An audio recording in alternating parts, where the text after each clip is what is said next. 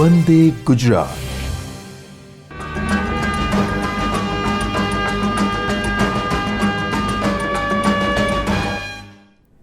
નમસ્કાર. આજના આ વર્ચ્યુઅલ ક્લાસરૂમ ટ્રેનિંગ સેશનમાં હું આપ સૌનું હાર્દિક સ્વાગત કરું છું. આજે હું નેહા ચૌધરી સુઈ કોપા આઈટીઆઈમાં ચાલતા કોપા ટ્રેડમાં ટેલી લેસનની અંદર ટોપિક છે આપણો આજનો બજેટિંગ સિસ્ટમ, સિનારીઓ મેનેજમેન્ટ અને કોસ્ટિંગ સિસ્ટમ વિશે આપણે અભ્યાસ કરીશું. તો ચલો આપણે પીપીટી તરફ આગળ વધીએ. તો પહેલો ટોપિક છે આપણો બજેટિંગ સિસ્ટમ.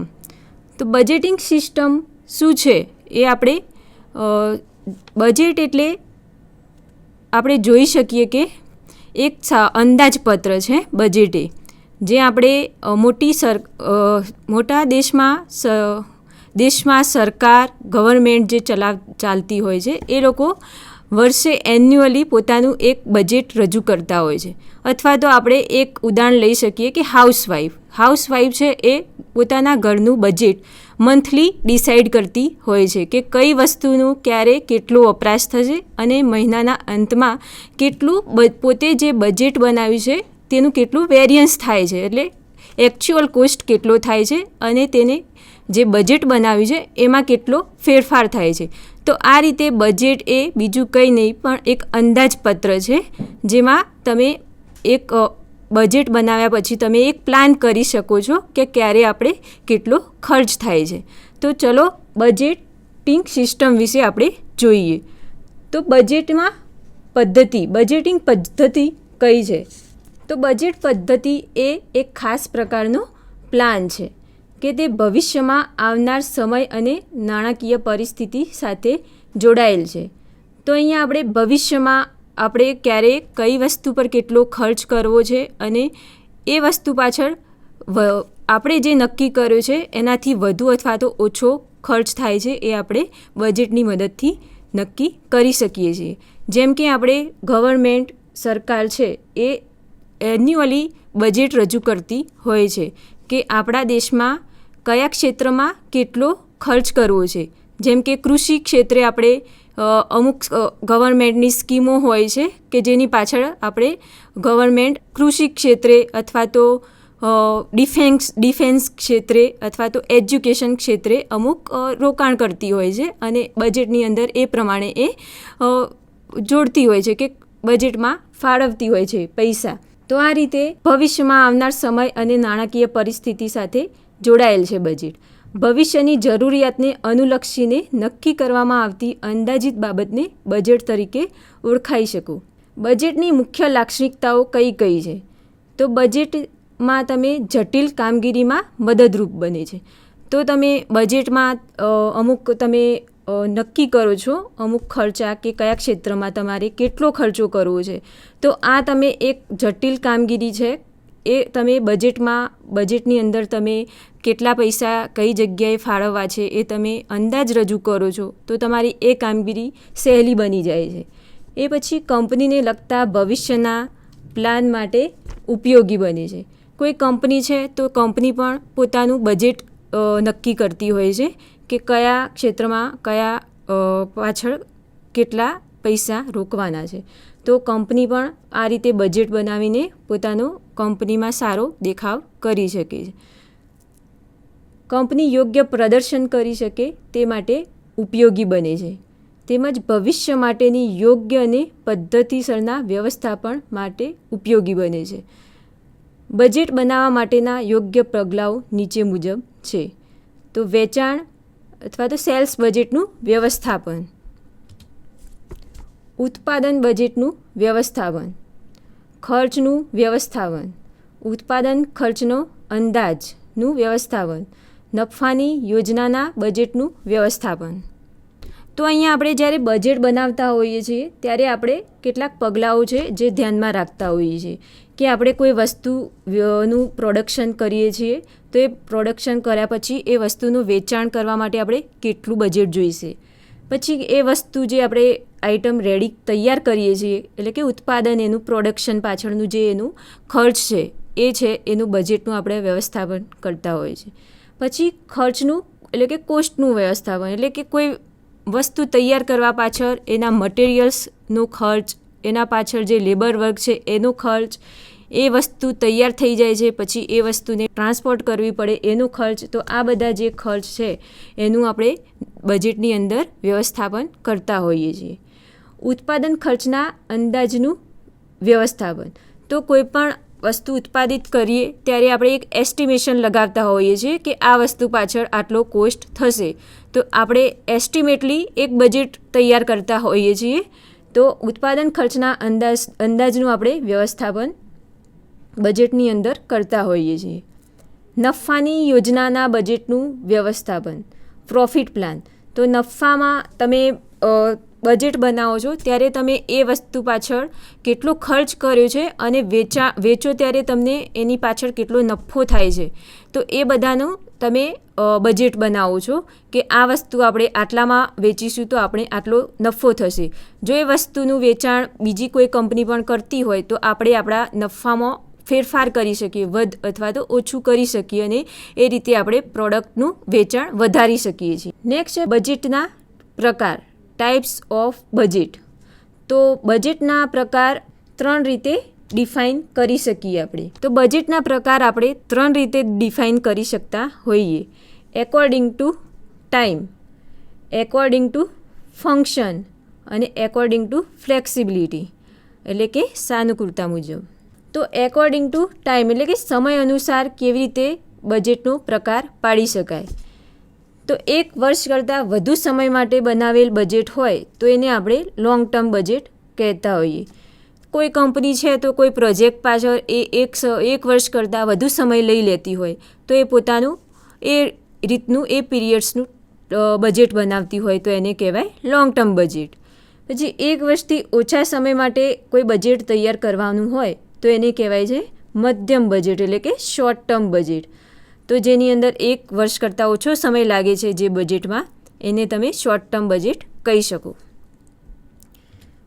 પછી અમુક મહિના કે ત્રિમાસિક સમયગાળા માટે તૈયાર કરેલા બજેટને કરંટ બજેટ કહે છે. તો હાઉસવાઈફ છે એ પોતાનું બજેટ બનાવતી હોય છે, મંથલી બજેટ બનાવતા હોય છે તો એને આપણે કરંટ બજેટની અંદર સમાવેશ કરી શકીએ. પછી એકોર્ડિંગ ટુ ફંક્શન એટલે કે કાર્ય અનુસાર કેવી રીતે બજેટ બનાવવું. તો આ પ્રકારના બજેટને કોઈ ચોક્કસ કાર્ય કે ફંક્શનને અનુરૂપ નક્કી કરવામાં આવે છે. જેવી રીતે કે ગવર્મેન્ટ છે એ ખેતીવાડીમાં કૃષિ ક્ષેત્રે બજેટ નક્કી કરતી હોય છે. ધારો કે સરકાર છે એ કૃષિ ક્ષેત્રે અમુક ખર્ચો કરતી હોય છે જેની અંદર એ ફેરફાર કરી શકે છે. ધારો કે કોઈ હોનારત સર્જાય છે તો કોઈ પર્ટિક્યુલર ભાગમાં કે એ રીતે જ્યાં ખેતીવાડીમાં નુકસાન થયું છે તો ત્યાં એ બજેટની અંદર વધારો કરી શકે છે.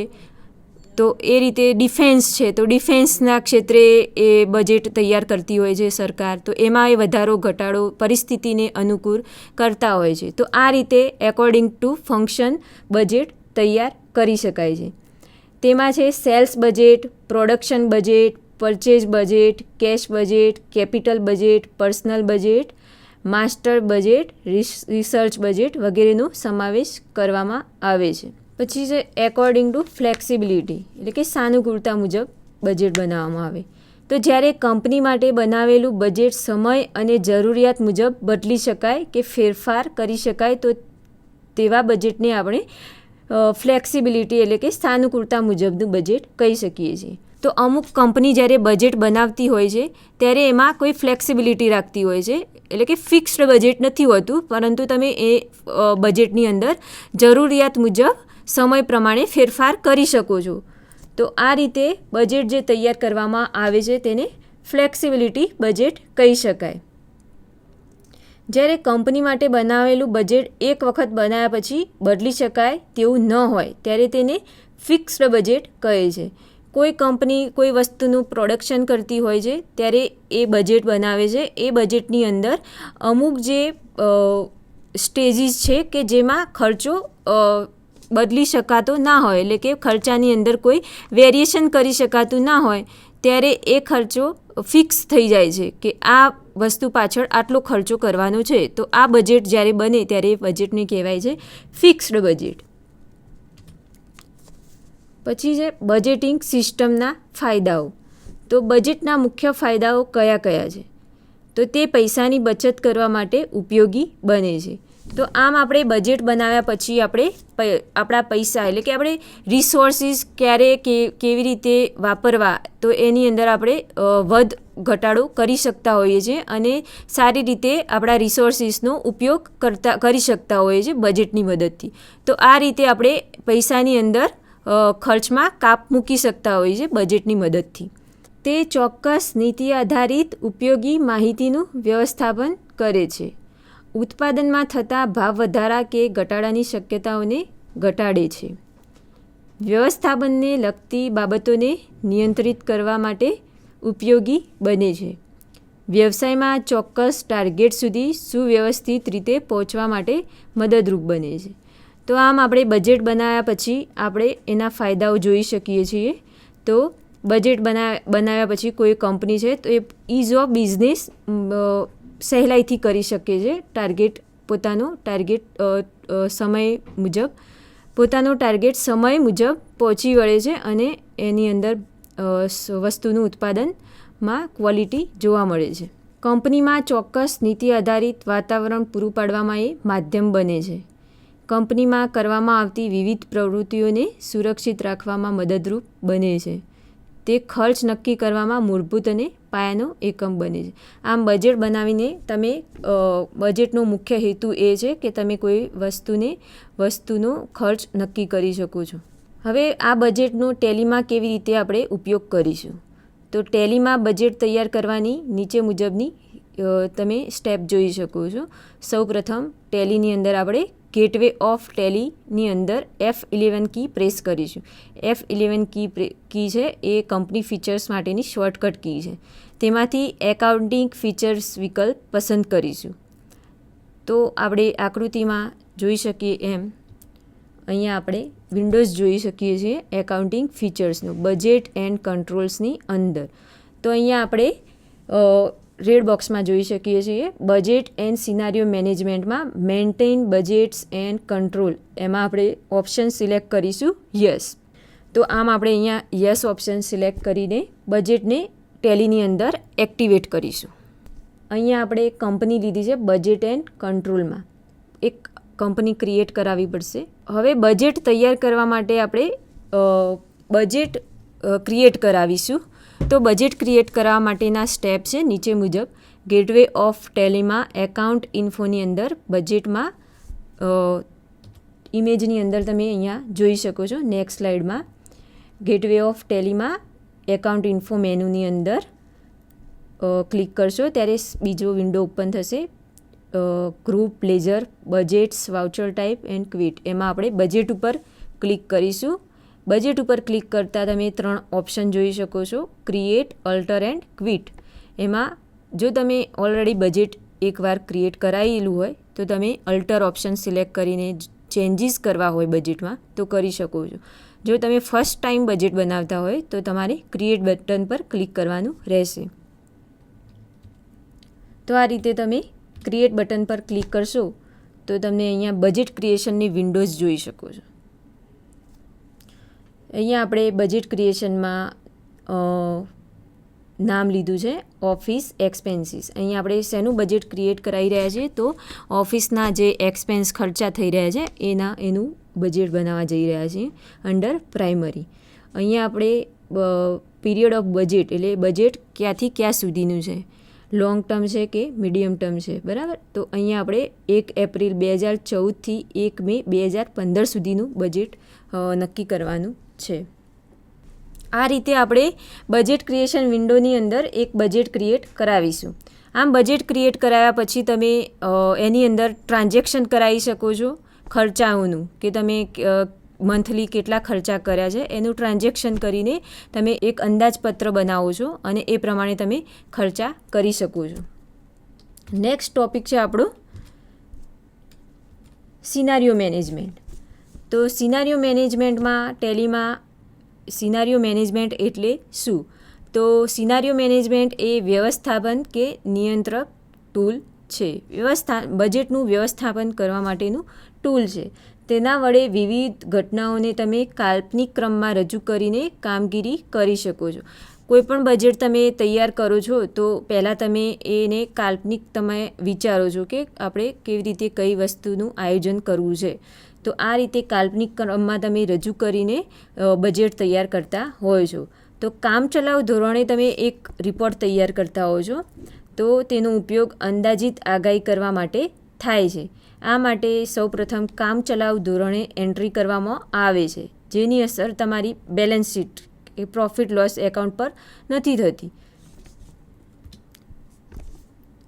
હવે સિનારીઓ મેનેજમેન્ટનો ઉપયોગ ફક્ત ભવિષ્યમાં એકાઉન્ટ પર કયા પ્રકારની અસર થઈ શકે તે ચકાસવા માટે જ થતું હોય છે, અને તેમાં આપવામાં આવતી માહિતી અંદાજરૂપ હોય છે, એટલે કે અંદાજ કરવામાં આવેલો હોય છે.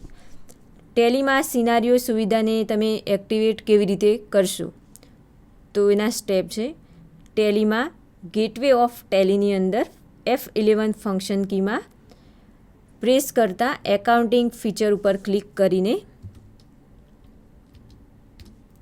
આકૃતિમાં દર્શાવ્યા મુજબ બજેટ એન્ડ સિનારીઓ મેનેજમેન્ટ હેઠળ use reversing journal and optional voucher વિકલ્પમાં યસ તમે પસંદ કરશો.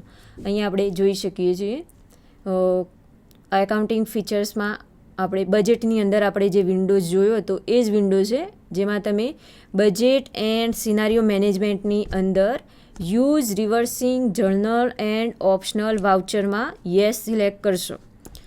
અગાઉ આપણે બજેટ ક્રિએટ કરાવતા હતા ત્યારે આપણે એમાં નો રાખેલું હતું, જે આપણે અત્યારે સિનારીઓ મેનેજમેન્ટ બનાવતી વખતે યસ કરીશું.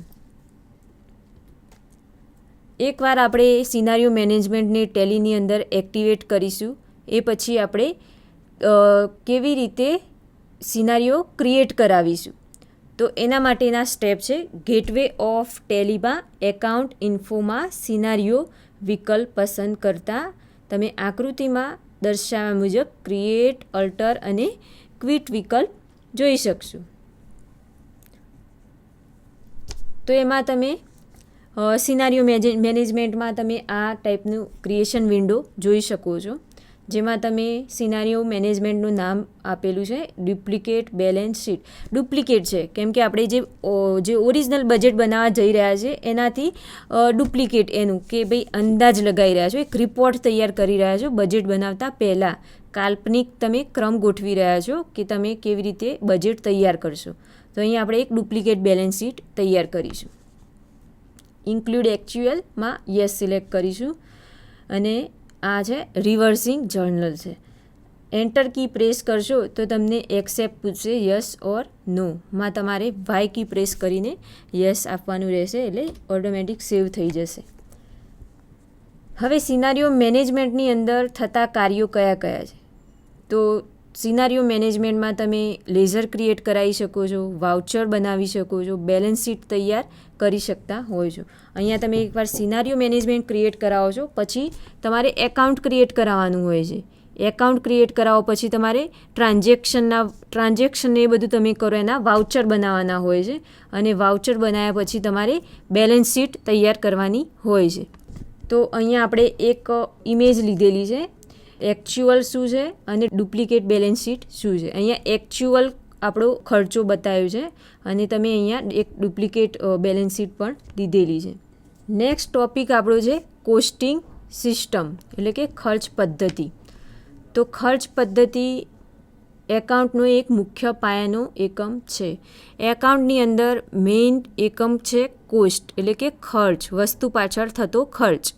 કોઈપણ વસ્તુની કુલ કિંમત એ ઘણી બધી બાબતો પર અસર કરે છે, જેના મુખ્ય 3 પ્રકાર છે: માલ સામગ્રી, મજૂરી અને એક્સપેન્સ ખર્ચ. માલ સામગ્રી એટલે કે રો મટીરિયલ, તમે કોઈ વસ્તુ બનાવવા માટે જે રો મટીરિયલ ખરીદો છો એની કિંમત, એ પછી છે મજૂરી, લેબર વર્ક.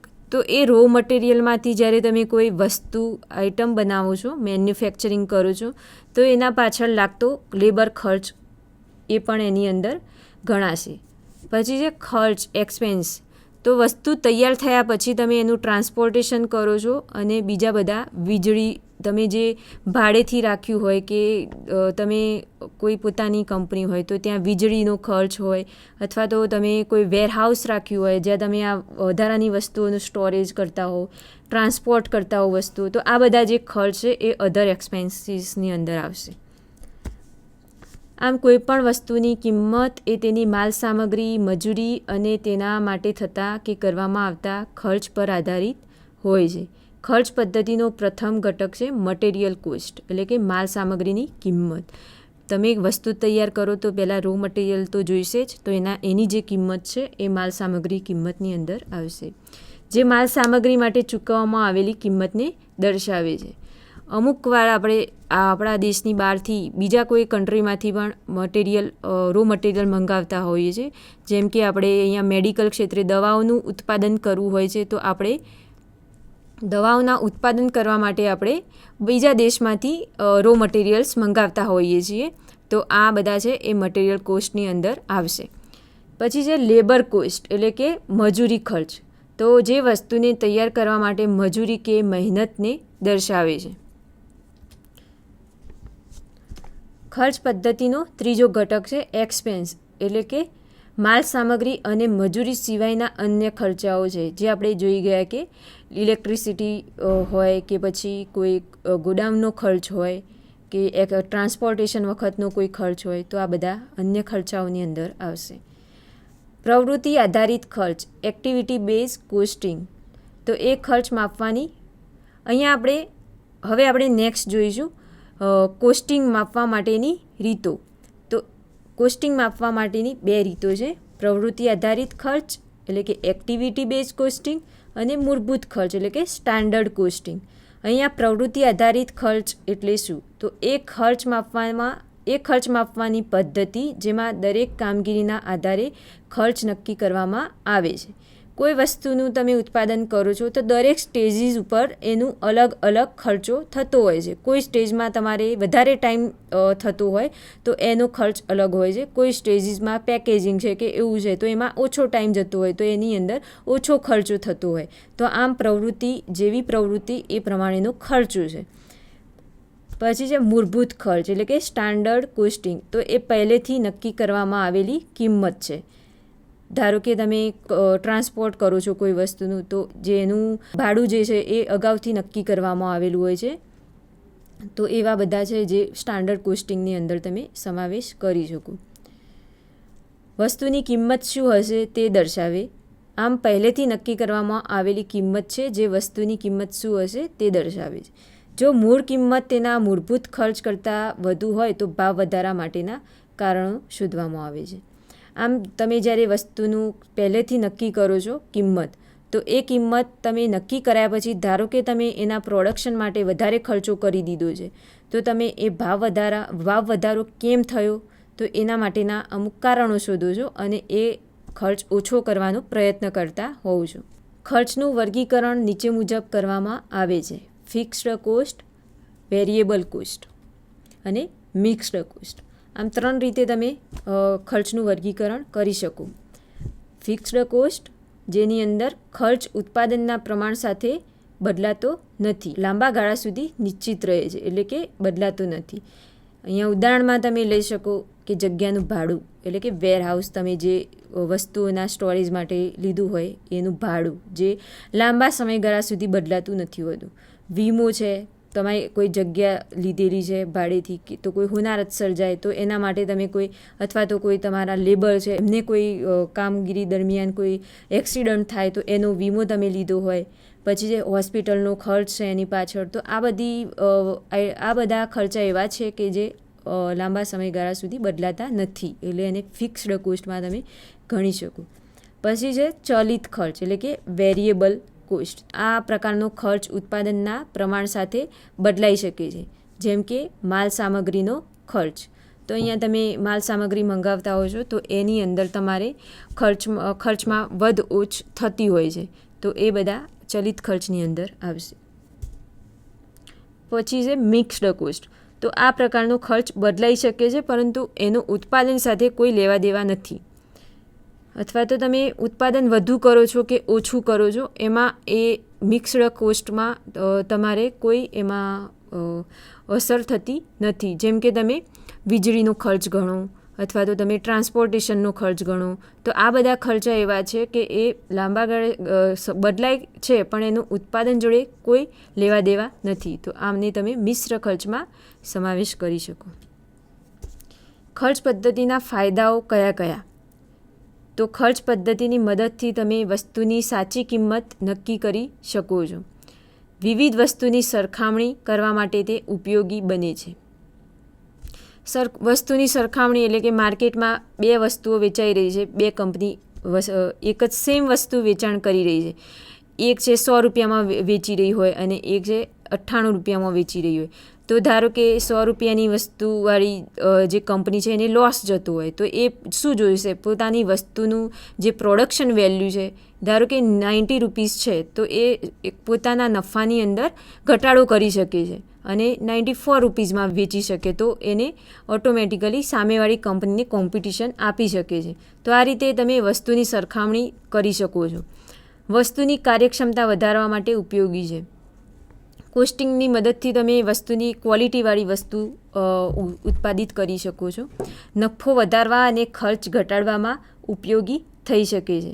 આ આપણે અગાઉ ઉદાહરણ જે જોઈ ગયા એ જ કે આપણે નફો વધારવો છે કે ઘટાડવો છે, ખર્ચ કેવું એ નફાના પ્રમાણમાં ખર્ચમાં કેવો ઘટાડો કરવો છે, તો એ બધું તમે કોસ્ટિંગ સિસ્ટમની મદદથી જોઈ શકો. વસ્તુની કિંમતને બજારની સ્થિતિ મુજબ સુધારવા કે તૈયાર કરવામાં ઉપયોગી બને છે.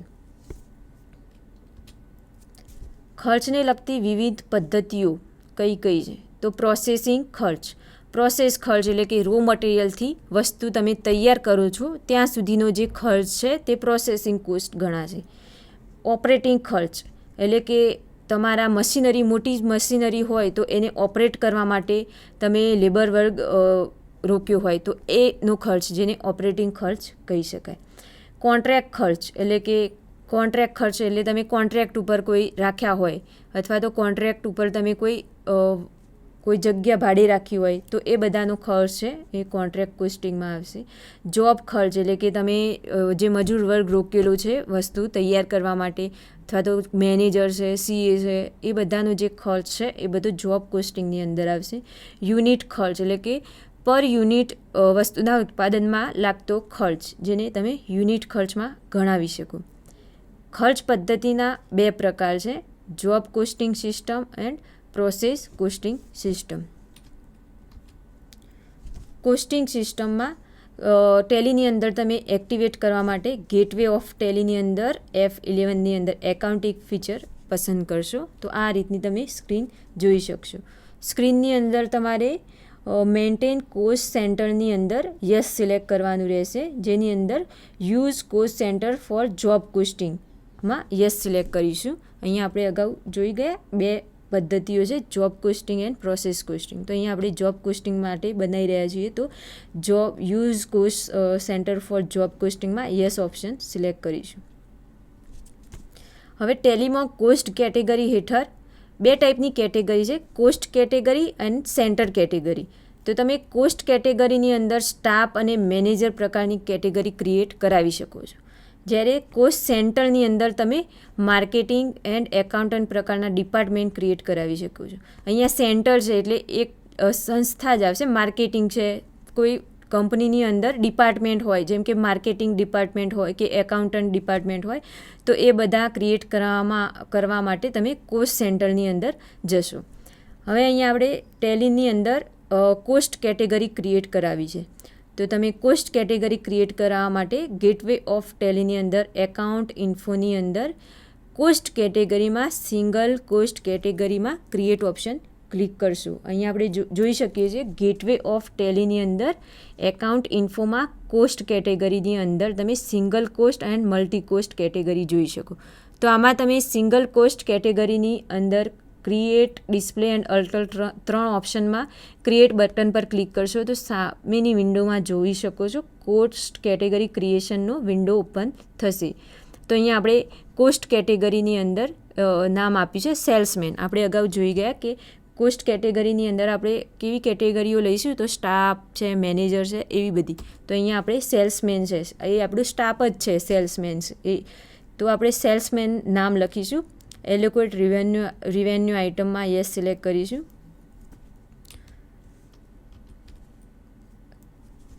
બીજું છે કોસ્ટ સેન્ટર ક્રિએટ કરવું ગેટવે ટેલીની અંદર. તો ગેટવે ઓફ ટેલીની અંદર કોસ્ટ સેન્ટર ક્રિએટ કરવા માટે આપણે ગેટવે ઓફ ટેલીમાં એકાઉન્ટ ઇન્ફોની અંદર કોસ્ટ સેન્ટરમાં સિંગલ કોસ્ટ સેન્ટરની અંદર ક્રિએટ વિકલ્પ પસંદ કરીશું. અહીંયા આપણે જોઈ શકીએ છીએ કે એકાઉન્ટ ઇન્ફોની અંદર આપણે કોસ્ટ સેન્ટર સિલેક્ટ કર્યું. અગાઉ આપણે શું સિલેક્ટ કર્યું હતું? કોસ્ટ કેટેગરી સિલેક્ટ કરી હતી. જ્યારે આપણે કોસ્ટ સેન્ટર ક્રિએટ કરાવવું હોય છે ત્યારે આપણે કોસ્ટ સેન્ટર ક્લિક કરીશું. તો એની અંદર પણ તમે 2 ઓપ્શન જોઈ શકો, સિંગલ કોસ્ટ ને મલ્ટી કોસ્ટ સેન્ટર.